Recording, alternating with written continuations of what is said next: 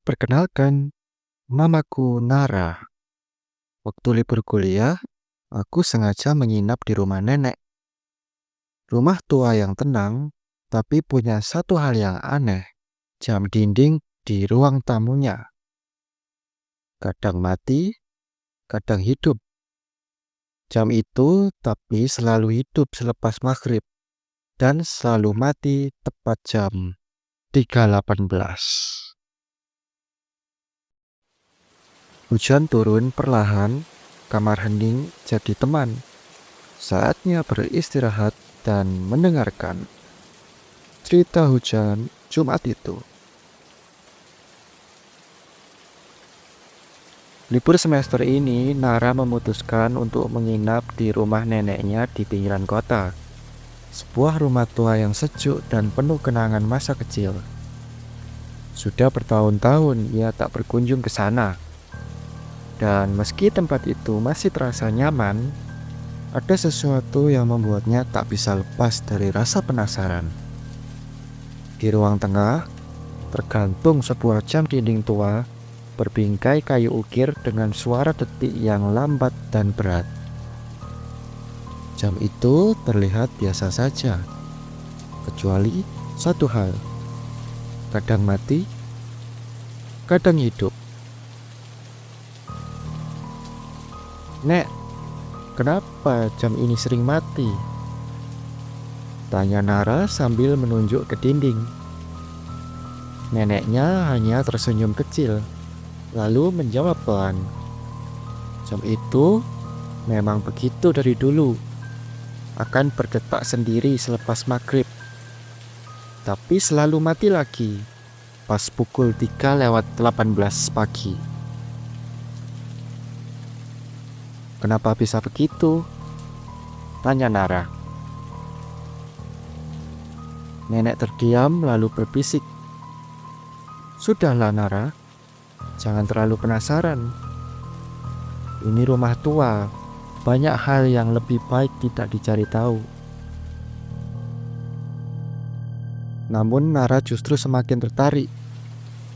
Ia bukan tipe penakut, apalagi sejak kecil sudah akrab dengan cerita horor. Kalau jamnya bisa jalan sendiri, siapa tahu ada energi atau roh, gumamnya sambil tertawa kecil.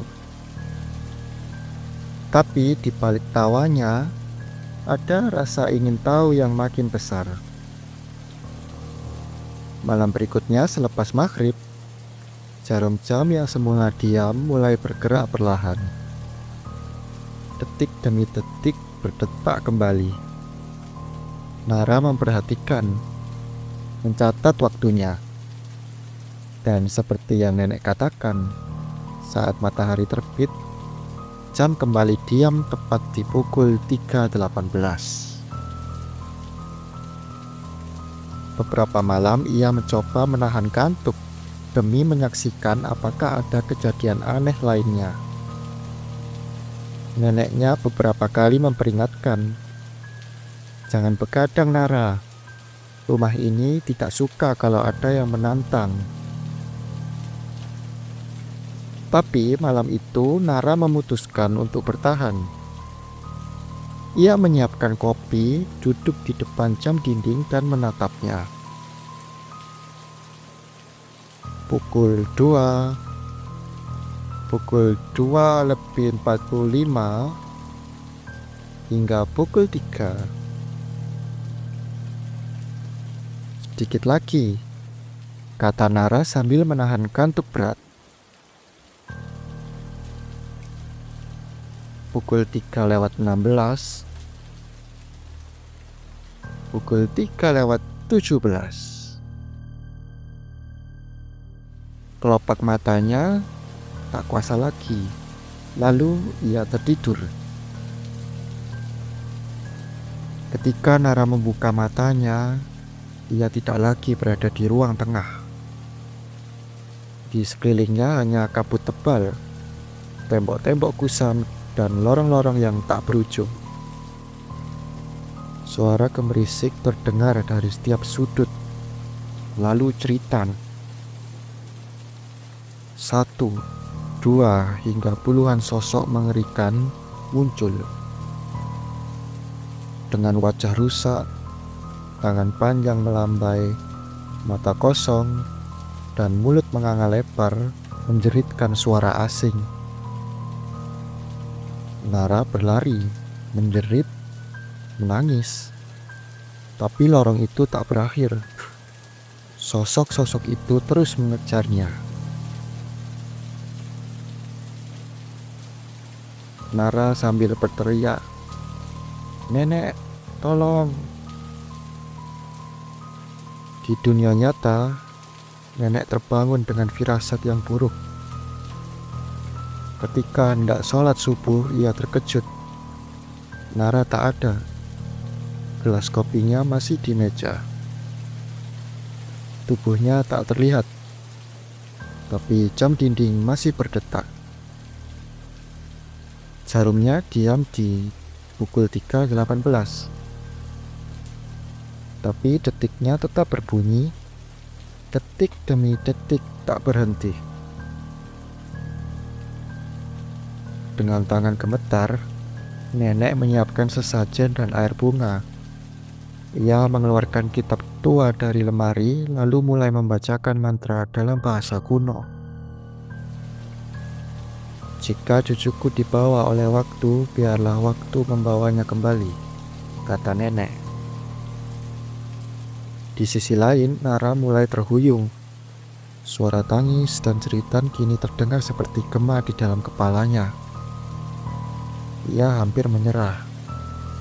Tiba-tiba di ujung lorong seberkas cahaya muncul.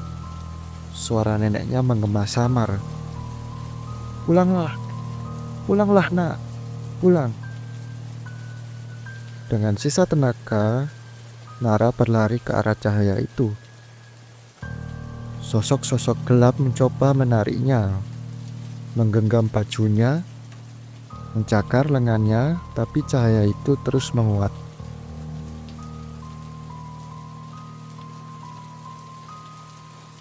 Tiba-tiba ada suara, "Blam!" Nara terbangun. Ia duduk di lantai ruang tengah, tepat di bawah jam dinding. Napasnya tersengal, tubuhnya penuh peluh, dan matanya menatap jam yang kini mati kembali di angka 3.18. Nenek memeluknya erat sambil berkata, "Kamu keras kepala nak, jangan pernah ulangi lagi." Sejak malam itu, Nara tidak pernah menantang hal-hal mistis. Jam dinding itu tetap di sana, tapi ia tak pernah lagi memperhatikan terlalu lama. Ia tahu beberapa misteri memang tak perlu dicari tahu jawabannya. Terima kasih telah mendengarkan episode cerita hujan Jumat itu minggu ini. Sampai ketemu lagi di cerita hujan Jumat itu minggu depan.